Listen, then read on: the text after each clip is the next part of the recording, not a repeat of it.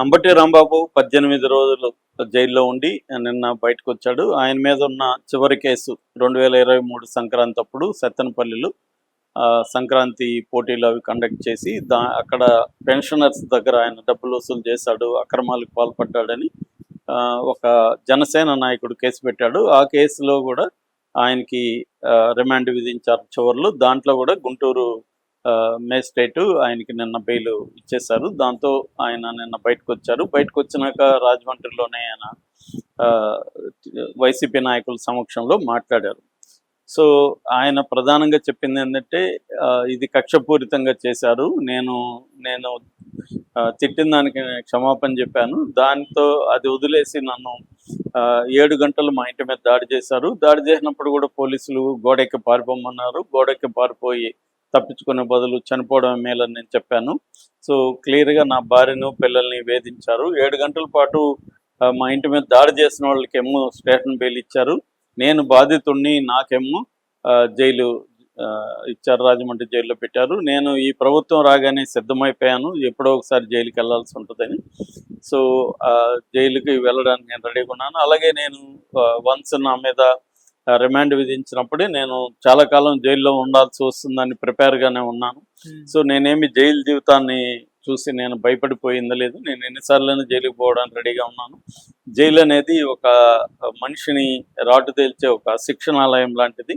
నేను జైలు జీవితాన్ని ఎంజాయ్ చేశాను, కానీ జైలు జీవితం నాకేం నరకంగా ఏమీ లేదు అనేది ప్రధానంగా ఆయన చెప్పాడు. అట్లాగే నేను వెనక్కి తగ్గను, ఎన్ని కేసులు పెట్టినా, ఎన్నిసార్లు జైలుకి పోయినా ఈ ప్రభుత్వాన్ని కూల్చేవరకు, కూటమి ప్రభుత్వాన్ని కూల్చేవరకు నేను వెనక్కి వెళ్ళను, నేను జగన్తోనే ఉంటాను అనేది ఆయన ప్రధానంగా మాట్లాడాడు. అంటే ఇప్పుడు దాంతోపాటు ఆయన మా మీద దాడులు చేయించి మానిటర్ చేసింది చంద్రబాబు, లోకేష్ ఇద్దరు దగ్గరుండి మానిటర్ చేసి చేయించారు అనేది కూడా ఆయన ఆరోపించాడు. సో దాని తర్వాత ఆయన ఈరోజు జగన్ కలుస్తున్నాడు. నెక్స్ట్ వ్యూహం ఏంటి అనేది ప్లాన్ చేసుకుంటున్నట్టుగా అర్థమవుతుంది. అంటే ఇక్కడ కూటమి వర్సెస్ వైసీపీ. కూటమి ప్రధానంగా కమ్మ కాపు కాంబినేషన్తో ఏర్పడింది. అంటే చంద్రబాబు కమ్మ రిప్రజెంటేటివ్ అయితే పవన్ కళ్యాణ్ కాపు రిప్రజెంటేటివ్. పవన్ కళ్యాణ్ లేకుండా ఈ ప్రభుత్వం ఏర్పడే అవకాశం లేదు. ఎందుకంటే పవన్ కళ్యాణ్కి కాపు ఓట్ బ్యాంక్ అనేది గట్టిగా పనిచేస్తుంది. అది కాపులు రకరకాల కులాలు ఉన్నప్పటికీ దాదాపు 20 నుంచి 25% ఓట్ బ్యాంక్ అయితే కాపులకు ఉంది. అది క్లియర్గా షిఫ్ట్ అయింది. మామూలుగా కెమిస్ట్రీ అర్థమెటిక్ అంటాము, అంటే ఇద్దరి మధ్య కెమిస్ట్రీ ఉండడమే కాకుండా అర్థమెటిక్ అంటే కింది స్థాయిలో కూడా ఓట్ ట్రాన్స్ఫర్ అనేది జరిగింది. అట్లాగే జనసేనలో కూడా పార్టీ సంస్థాగతంగా బలంగా లేదు కాబట్టి చాలా చోట్ల క్యాండిడేట్ని చంద్రబాబు జనసేనలోకి పంపించి అక్కడ వాళ్ళని నిలబెట్టడం కనబడుతుంది. ఓవరాల్గా ఏంటంటే పవన్ కళ్యాణ్ జనసేన పార్టీ సంస్థాగతంగా ఒక పార్టీగా బలంగా లేదు, కానీ పవన్ కళ్యాణ్కి ఉన్న కరిష్మా కావచ్చు, ఆయన కాపు లీడర్గా చిరంజీవి బ్యాక్డ్రాప్లో ఆయన కాపు లీడర్గా ఎస్టాబ్లిష్ అయ్యాడు. సో పవన్ కళ్యాణ్ కూడా ముందు నుంచి స్టాండ్ ఏంటంటే జగన్కి యాంటీ స్టాండ్ క్లియర్గా ఉంది. సో దీన్ని ఎలా డీల్ చేయాలి అనేది జగన్ చాలా ఆందోళన పడ్డాడు. గతంలో కూడా వైసీపీ ఆందోళన పడింది. కమ్మ కాపుని ఎలా విడదీయాలి అనేది వాళ్ళు చాలా ట్రై చేశారు. అందుకని పవన్ కళ్యాణ్ టార్గెట్ చేసి పవన్ కళ్యాణ్ మీద అవినీతో ఇంకోటో ఏమి లేవు కాబట్టి వ్యక్తిగత ఆరోపణలు చేయడం మీదనే వాళ్ళు ప్రధానంగా ఫోకస్ చేశారు. ముగ్గురు భార్యలు అనే ఆస్పెక్ట్ మీదనే ప్రధానంగా ఫోకస్ చేశారు. అట్లాగే రెండవ అంశం ప్యాకేజీ, చంద్రబాబు దగ్గర డబ్బులు తీసుకొని చేస్తున్నాడు. ఈ 2 అంశాలని ప్రధానంగా ఫోకస్ చేశారు, కానీ అవేవి కూడా వర్కౌట్ అవ్వలేదు. వర్కౌట్ అవ్వకపోగా రివర్స్ అయినాయి. పవన్ కళ్యాణ్ కూడా తన మంచి స్ట్రాటజీ చేసుకున్నాడు జగన్ ఎలా ఎదుర్కోవాలని. ఒక సీజన్డ్ పొలిటీషియన్ లాగా పవన్ కళ్యాణ్ కూడా వ్యూహాలు పన్నాడు. దానికి తోడు చాలా సుదీర్ఘ అనుభవం ఉన్న చంద్రబాబు ఉన్నాడు. సో చంద్రబాబు వేసిన ప్లాన్లు, తర్వాత మోడీతో బీజేపీతో పొత్తు పెట్టుకోవడం, దీనివల్ల కూటమి స్ట్రాంగ్ అయింది. జగన్ ఓట్ బ్యాంకు చెక్కు చెదరలేదు. జగన్ ఓట్ బ్యాంక్ జగన్కి 39-40% ఉంది. ఇక్కడేమో జగన్కి వ్యతిరేకంగా ఉన్న ఓట్ బ్యాంక్ అంతా వీళ్ళు ఆర్గనైజ్ చేయగలిగారు. దాంతో కూటమి అధికారంలోకి వచ్చింది.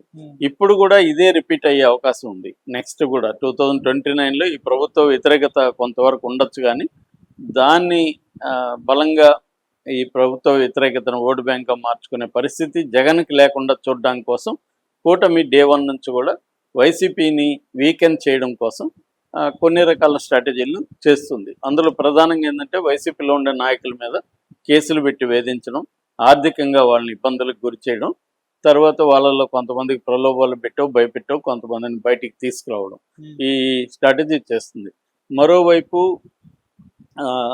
జగన్ కూడా దీన్ని ఎదుర్కోవడానికి ప్రజల్లోకి రావడం, కార్యకర్తలకు భరోసా ఇవ్వడం, నాయకులకు భరోసా ఇవ్వడం, దీంతో పాటు ఇదంతా కూడా డిఫెన్సివ్ టాక్టిక్స్ అన్నమాట. అంటే తన పార్టీ మీద కూటమి దాడిని దెబ్బ కాచుకోవడం ఉంటారు, ఆ దెబ్బ కాచుకునే స్ట్రాటజీ.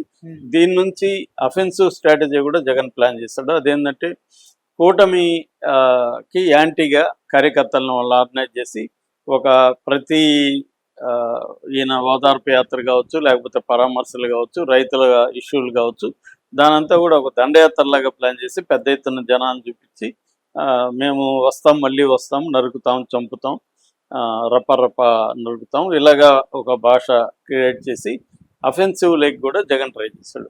ఈ క్రమంలో ఏమవుతుందంటే వైసీపీలో గట్టిగా మాట్లాడుతున్న వాళ్ళందరి మీద కేసులు, జైళ్ళు ఇవి ఎప్పుడైతే జరుగుతున్నాయో, దీంట్లో జగన్ ప్లాన్ ఏంటంటే కాపు నాయకులను ముందు పెట్టి పవన్ కళ్యాణ్ ఓటు బ్యాంక్ని కొంతవరకు విచ్ఛిన్నం చేయాలి అన్న ప్లాన్లోకి జగన్ వెళ్ళాడు. అందుకే అంబటి రాంబాబు వీళ్ళందరూ యాక్టివ్ అయ్యారు. ఎప్పుడైతే అంబటి రాంబాబు ఇంటి మీద దాడి జరగడం, తర్వాత జోగి రమేష్ ఆయన బీసీ, ఆయన మీద దాడి జరగడం, మొన్న బొత్స సత్యనారాయణ మీద కిరాకార్పి కామెంట్లు చేయడం, ఇవన్నీ ఏంటంటే కాపుల మీద పవన్ కళ్యాణ్ కాకుండా కాపుల మీద, అంటే కాపు నాయకులను ఎవరిని ఎదగనీయకుండా పవన్ కళ్యాణ్ ఒకడే కాపు నాయకుడు ఉండాలని కూటమి భావిస్తుంది. అందుకే వేరే కాపు నాయకులను ఎవరిని ఎదగనీయకుండా చేస్తుంది.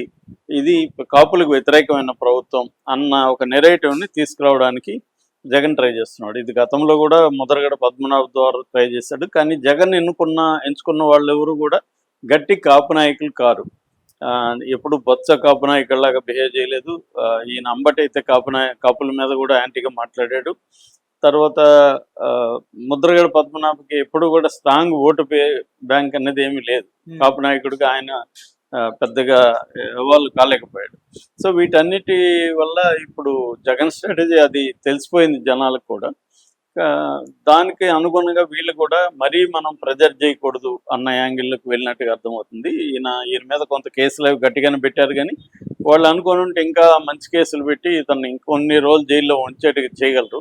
కానీ వాళ్ళు కూడా కొంత తగ్గినట్టు కనబడుతుంది. అంటే జగన్ ట్రాప్లో మనం పడకూడదు, కాపు నాయకుల్ని టార్గెట్ చేస్తున్నాం అన్న ఇది రాకూడదు అని వీళ్ళు కూడా కొంత వెనక్కి తగ్గినట్టు కనపడుతుంది. అందుకని 18 రోజుల్లో బెయిల్ రావడం వెనక ఈ ప్రభుత్వం వెనక్కి తగ్గినట్టు కనపడుతుంది. సో ఇప్పుడు ఎలాంటి స్ట్రాటజీ వీళ్ళు వేయబోతున్నారంటే